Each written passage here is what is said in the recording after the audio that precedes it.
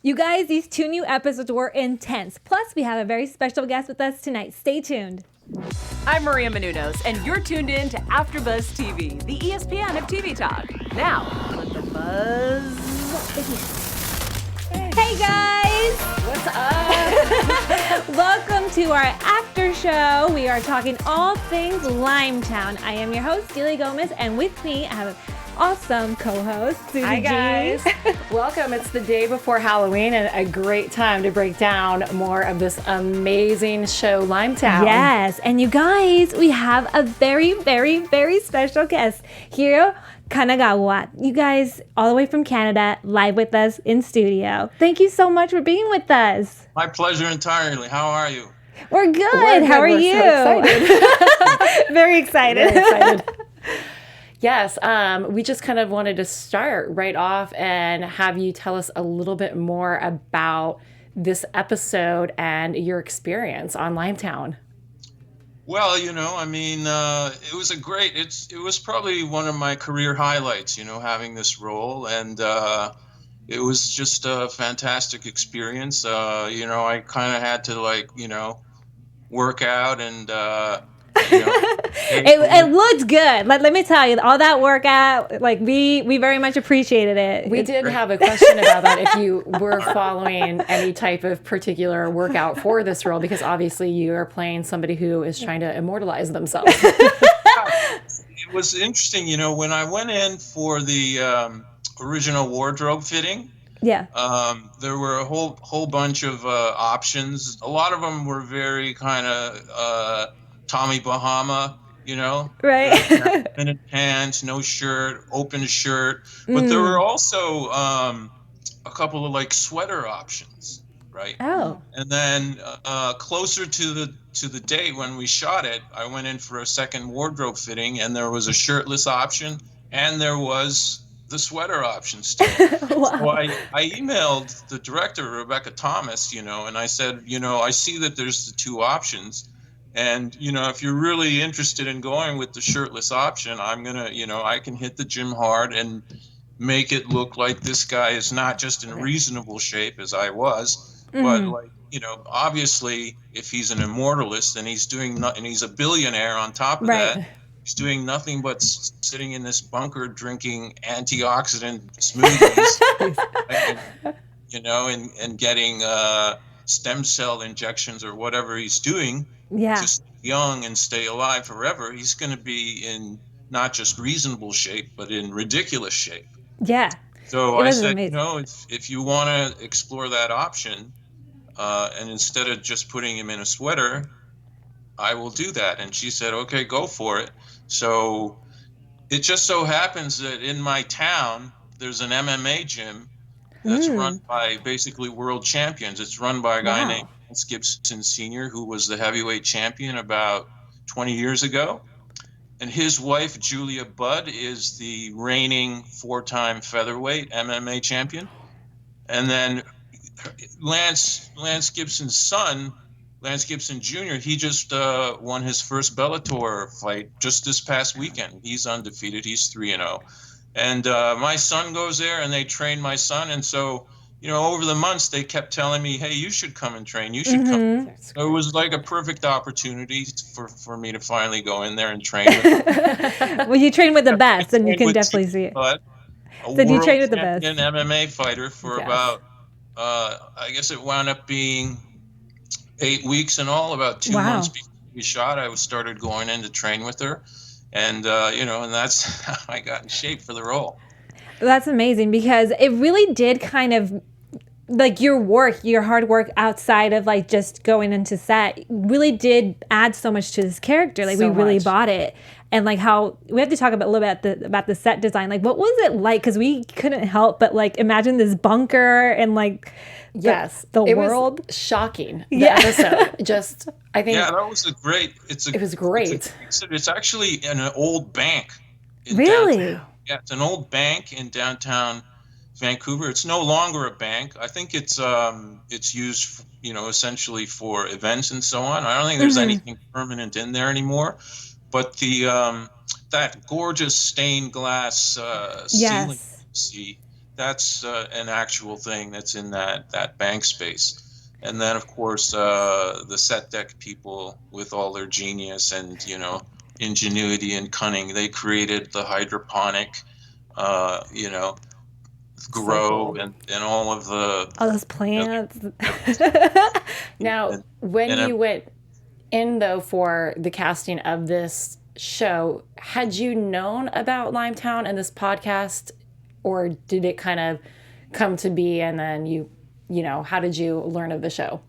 I had paid attention a little bit to podcasts that were popular and so on. So I'd heard of Limetown. I hadn't actually ever listened to it until I had an opportunity to, you know, to read for some of these. You know, it's interesting because I actually read for Max Finlayson and for Totem.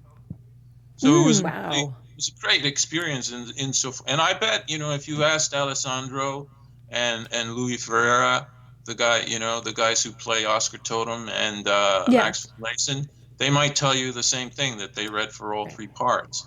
You know, so it was actually, I got to know a lot of the story and through those three parts, and then listening, of course, to the podcast.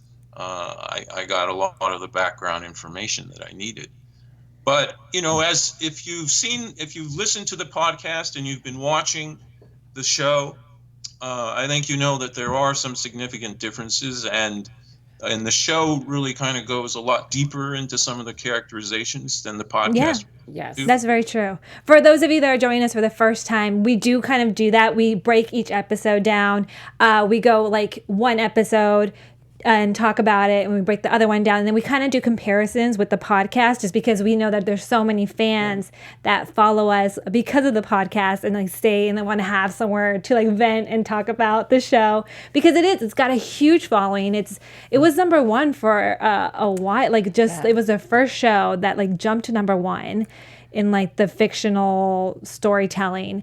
And we gotta say, like, the way it's going, it is different, but I appreciate it just very as much. So. The acting is brilliant. Your episode was outstanding, and there were more comments on Facebook Watch than I've ever seen out of your episode. People were just mesmerized by everything. Your character, Jessica Biel, the set design. I mean, it was just done phenomenally, and we are having a blast with it because I love the breakdown of all of these characters. RB Villard was much different than I thought he would be, in a really great way. Like, I loved the way that they did this with you. Yeah, he's different from how I thought he would be. You know, even like as we were on set, I was still asking Rebecca Thomas, the director, and Zach Akers and Skip Bronke. I was asking them about the subtext and how much of what I said was true. Was I lying? Was I concealing anything? You know, because even you know, right up to the time that we were shooting, I still had questions, and I think that there still are questions, and I think that's what really draws you into the series, right? Oh yes, there's a ton. And there's so many twists, so many cliffhangers, and you know, even as someone involved in the show, that's something that I really love and appreciate about the story. Yeah, well, we are actually live right now. We know that we have people that are dying with questions. So if you guys are watching us and you have any questions for Hiro here, we definitely want you guys to like let us know. We appreciate that you guys check in with us all the time. And like, this is your chance. This is your chance. We have him here. I got to say that one of the questions I had is, I've noticed that a lot of the characters in this series, they do focus a lot of bringing diverse actors, a lot of diversity, and like that's a really great fingerprint on this show. What was your experience like on set? Well, it's so true what you're saying, and what I really appreciate, and that's all has to do with the producers and the director, right? With Zach and Skip and Rebecca and Michelle Purple and Jessica Biel, because really, you know, typically when I get cast, even though, you know, my bread and butter is non-race specific roles, I wouldn't be able to make a living if I was delegated to simply Asian roles. But typically, if I was cast in something like this, they would go ahead and change the name of the character to Tanaka or Suzuki or what have you. Right. And what I really appreciate about this is that the character is RB Villard, and they didn't care if it was an Asian actor or a Latino actor or whoever. They just, thankfully, fortunately for me, they chose me, but the character remains RB Villard, right? And I think that's a great thing. I think that's the way that all shows should be cast. Definitely. Yeah. As a woman of color, I got to say that every time I tune into this show, I just love the representation that is present. And it adds that extra layer of like, this is the America that I see and like see every day, or the world, because I know you're Canadian and I know that it's primarily shot in Canada as well. It was all shot in Vancouver. I'm pretty sure it was all shot in Vancouver. Yeah. And I think speaking of diversity, another great thing about this show is Rebecca Thomas directed all 10 episodes. Right? Yes. Jessica Biel, executive producer. Michelle Purple, one of the the editor is a woman as well. It's amazing. The director of photography was a woman. Amazing. So many women on the show in positions that ordinarily in this industry you would see occupied by men. And we had heard through some news that both Zach and Skip had said that they were beyond baffled at how dark these women got with these episodes. I mean, they just blew them out of the water. They were so impressed. You know what? It's just, really, it's just about giving people an opportunity, right? Right. And in this episode, give women an opportunity, yes. And they will surprise you. They'll surprise Definitely. You what they Here. Yes. So I just heart that. We need to just clip that out.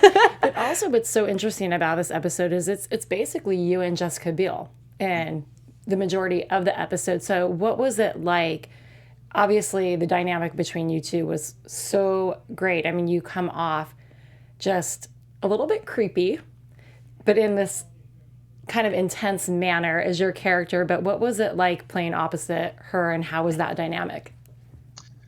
That's such a gift. Most of us who are actors, we come from a theater background. So, that's in our early training and in our early aspirations of wanting to act.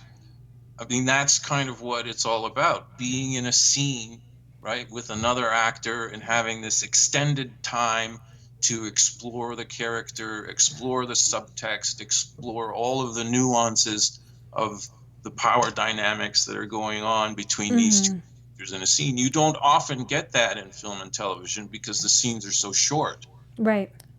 And what was great about this episode and the next episode with Max Finlayson also, in a lot of the episodes, in fact, the entire structure of the show is that in every episode, Lia finds a witness, and then most of that episode is devoted to her talking to that witness, right? So you do have in this show these extended scenes that are very much like scenes you would see in theater as opposed to typical film and television. And for an actor, that is such a tremendous gift because it's what we wanted to do back in the day when we were first studying and training, And with Jessica specifically, she, even though she's, probably one of the most famous people in the world and was also the executive producer on this show, she was just so down to earth and easy to work with and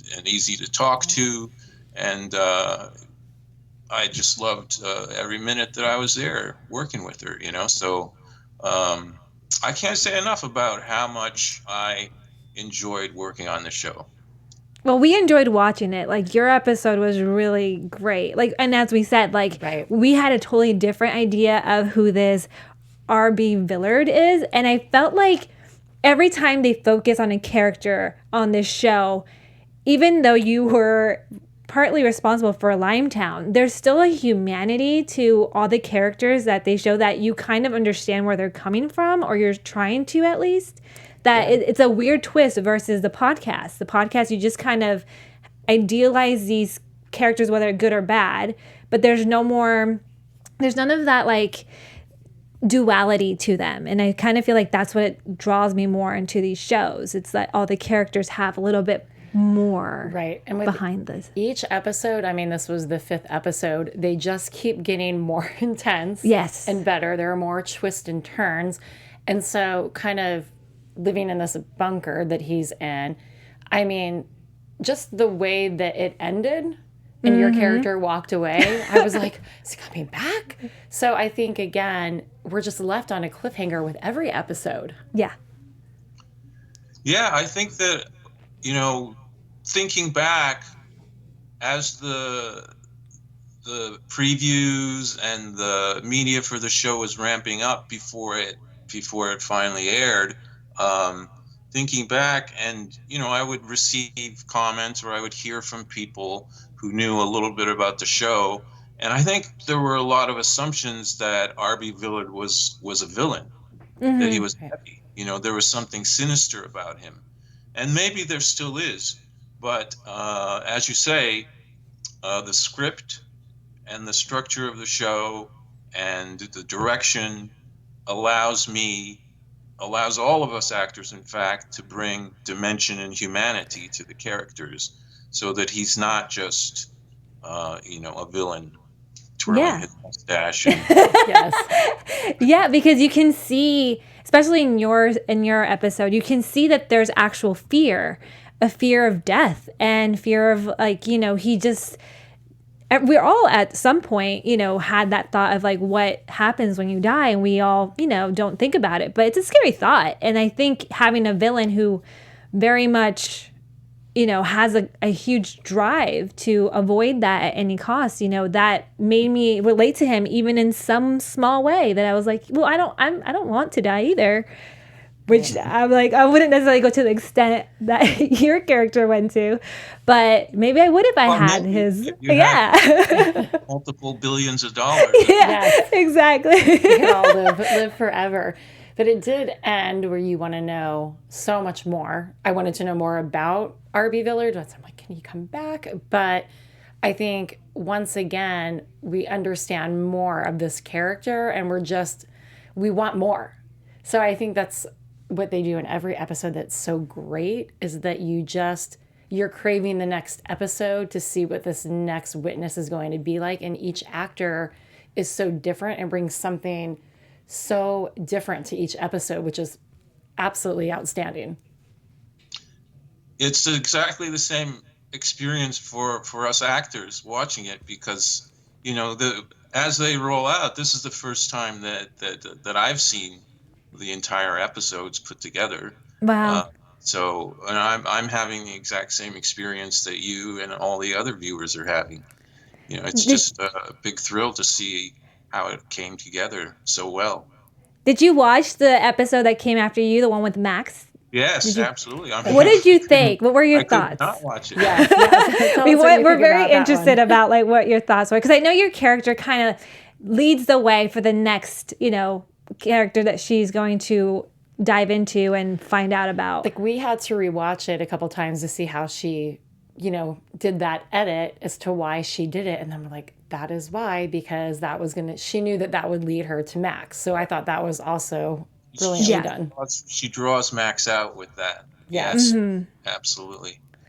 Yeah. And that episode, it definitely, the cliffhanger of that episode, the way that episode ends is that's a mind-blowing, very mind-blowing, and even for me, I'm sure, for all of us who don't know how it's going to turn out, unless we're in the scripts, it's I love the way this show is structured and the way it's moving so far. Absolutely. It kind of builds, definitely builds. So your scene, or your entire episode, you really can't miss anybody's story, because it all adds up, and you want to rewatch them almost because you feel like there's clues in every single one that you might be missing. Like, for example, like when you were in the bunker, and then the next episode was with Max, and he was saying how he built this house, but you had built a bunker. So I was like, seems like they're both hiding from the same entity.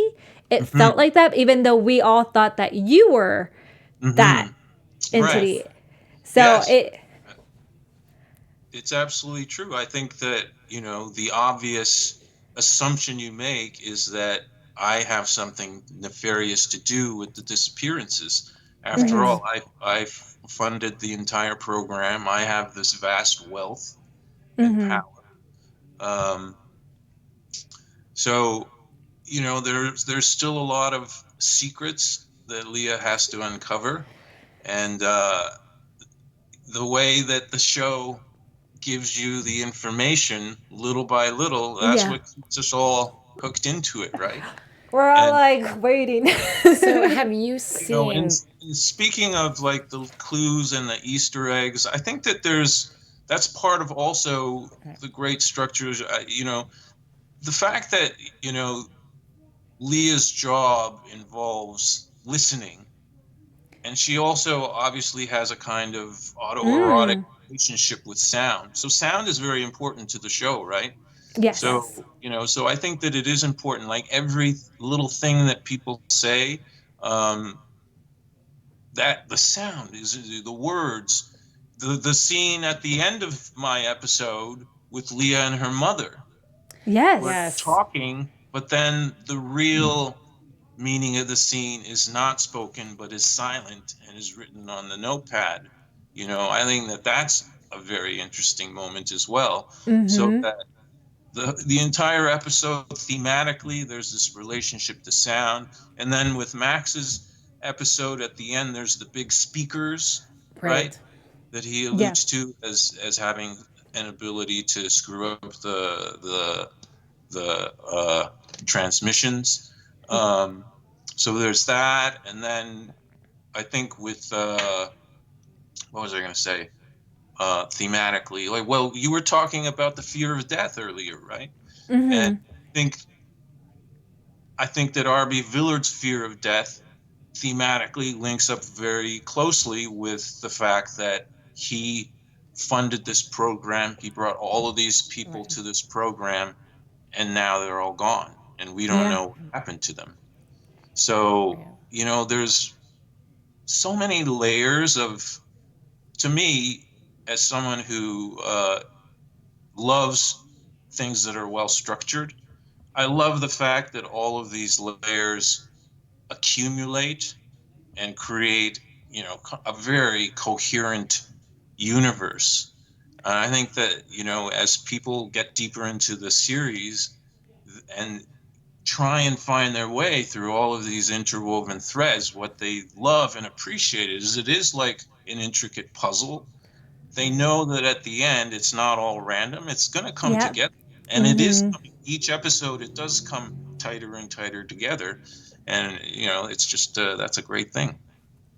Now, have you seen all of the episodes, or are you watching it in real time with everybody else? Yeah. Oh, this is amazing. We could like break down the other episodes with you. Like we could just call you in every time, but like we don't mind having. On another note, too, just kind of in some news, you have a bunch of other projects that are about to come out. So tell us a little bit about those, too.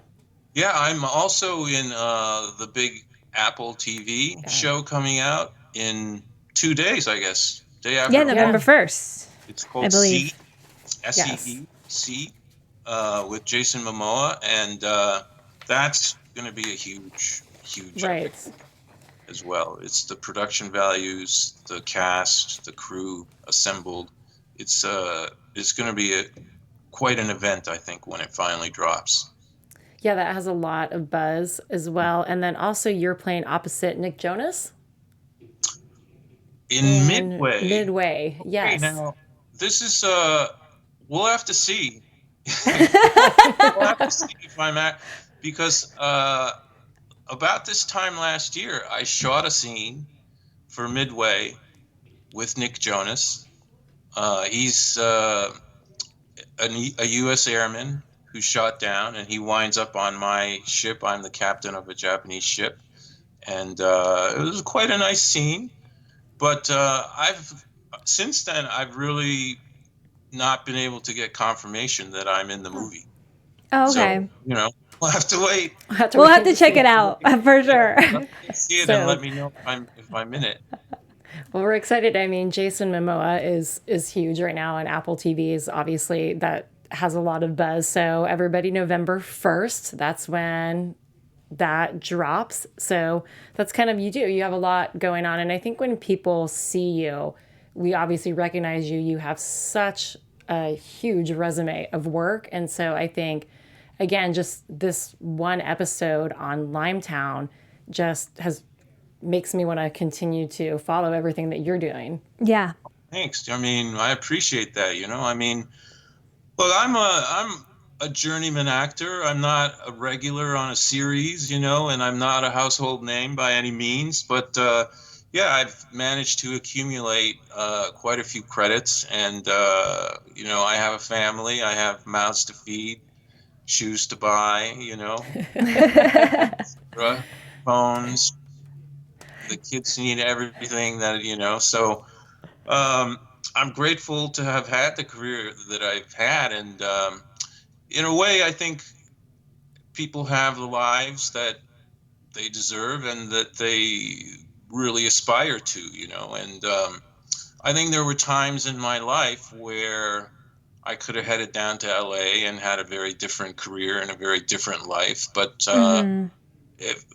in retrospect, if I think back of what might have happened, you know, I probably wouldn't have gotten married, or if I had gotten married, I wouldn't have stayed married. Right. May not have had kids. If I had kids, I may not have been a good father. So I'm really grateful for the life that I do have now. I know I have a great family. I have great kids. I have a great relationship with my wife.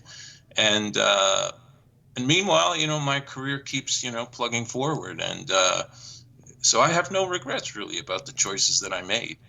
Well, Vancouver's a great place. I mean, everyone goes there to shoot. Really, like, there's very few jobs out here in LA that actually shoot in Los Angeles. Almost everything, you know, gets made here, but then goes off to different parts of the country or internationally to get shot, just because it's so expensive here in Los Angeles to shoot things. So, I mean, like, you kind of can live anywhere. And, I mean, I love Canada. Canada's great. Yeah, I mean, I was just down in LA for the premiere, for the Limetown premiere. Right. I saw that. Yes. And speaking to actors down there and the LA actors who come up, you know, I guess for Canadian actors, it is surprising to hear how little actual work there is in LA. Mm-hmm. You know, they seem kind of envious of us up in Vancouver with all the work that we have. Meanwhile, we're kind of envious of them because we feel like they have first dibs on things and so on. Right. So I guess the grass is always greener on the other side of the fences. I always say that. That's very true. But yeah, it's for a variety of reasons. I think that for me, you know, where I live now is definitely, you know, it's working out for me. I do have representation now in LA, and as you say, it almost does. It's increasingly, it doesn't really matter where you live because there's so much work that as actors we get now through self-tape. Yeah. So. In fact, you know, for this project, for Limetown, I don't believe I did not meet Rebecca Thomas. Wow. I did not meet her until I was already, you know, I got cast off tape. That's amazing. Right? And basically the same with the vast majority of projects now. You know, you get cast off tape. So, yeah, it's working out so far. So good. So back, I guess, speaking with Limetown, we're kind of excited that you haven't seen the rest of the episodes because we always love to talk predictions. Yes. So we want to know what you think is kind of going to happen in some of these next episodes. Yeah, what do you think is going to happen next? Well, what I'm allowed to say. There you go. You know, as we've already discussed, this first season does follow the podcast fairly closely. Yes.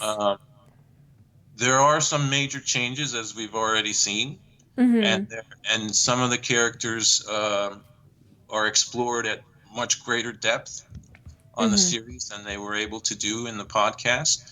So I think all of that is going to hold true for the upcoming episodes. I can tell you that there are just some absolutely mind-blowing things. Oh gosh. No. Like gory stuff. Like I know they like to bring up a lot of blood. Just twists and turns. Blow your mind. I have a feeling because each episode there are more twists and turns. I'm so intrigued by her mom. Yes. And we still don't really know much about Stanley Tucci's character and like where he's at and are you going to come back? We don't know. There's so many things that could happen. I feel like I want to kind of, now that I've talked to you, I'm going to be paying a lot more attention to the whole theme of sound and the fact that it's even a podcast and she's transmitting this story via the sound waves is also a thing I didn't even pick up on with all of the mind-to-mind communication. It's all waves. So, see, I can got my noggin going here. Well, again, I mean, how did you feel at the end of the episode with Max?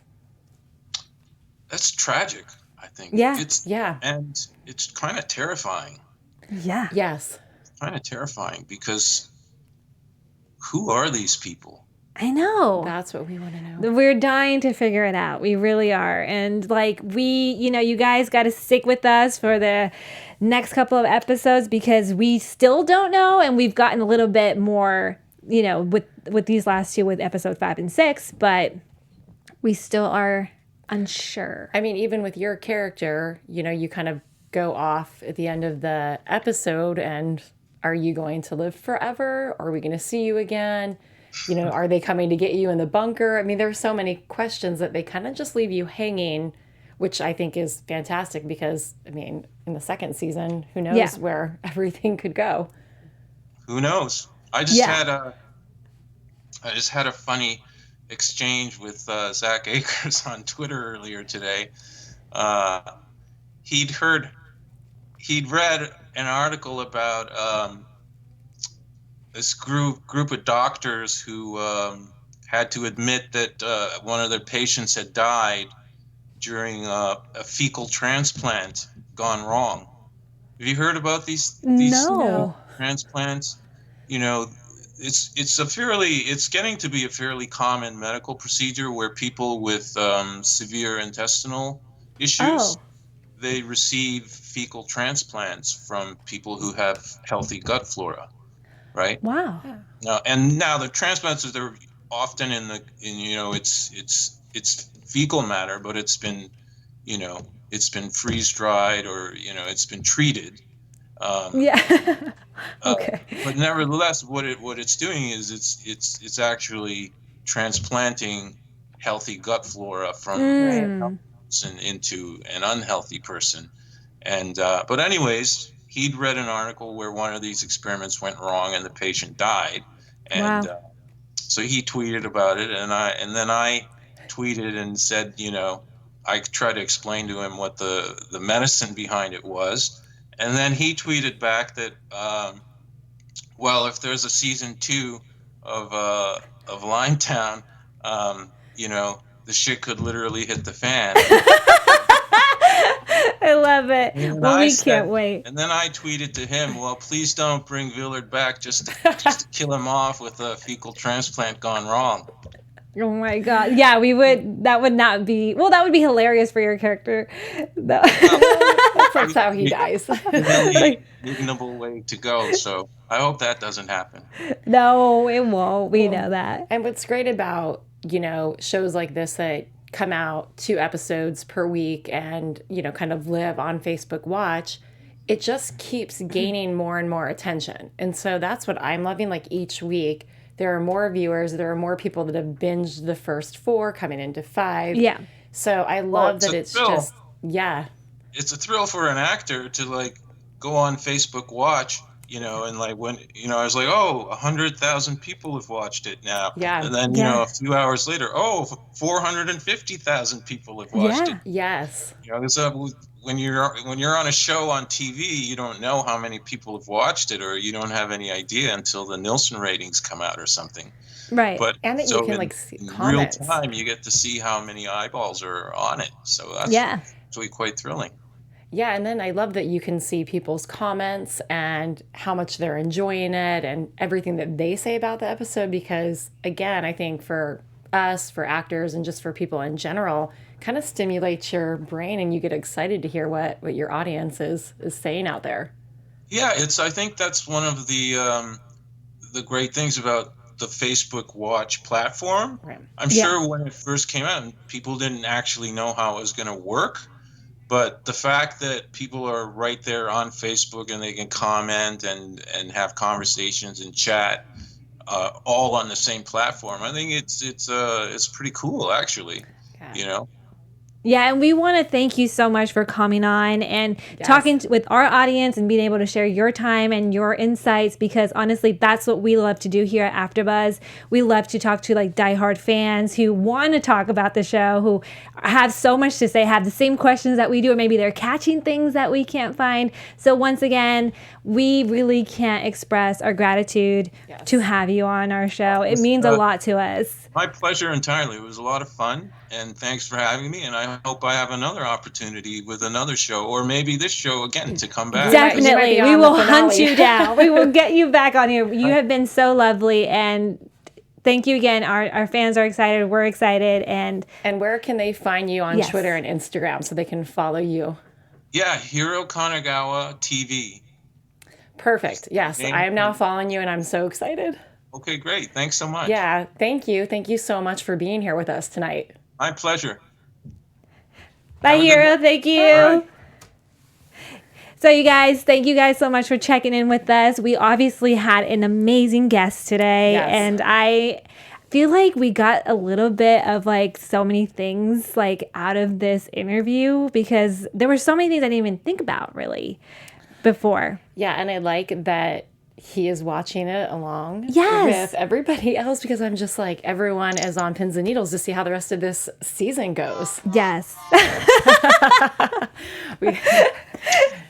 Anyway, I'm Delia Gomez. You guys can find me at It's Delia Gomez on all social media platforms. And I am Suzi G. You can find me at suzigstyles. Thank you guys so much. Have a good one. Our founder, Keven Undergaro, and me, Maria Menounos, would like to thank you for tuning in to AfterBuzz TV. Remember, we're not just the first, we're the biggest in the world, and we're the only destination for all your favorite TV shows. Whatever you crave, we've got it. So go to AfterBuzzTV.com and check out our lineup. Buzz you later. The views expressed herein are those of the hosts only and do not necessarily reflect the views of AfterBuzz TV or its owners or principals.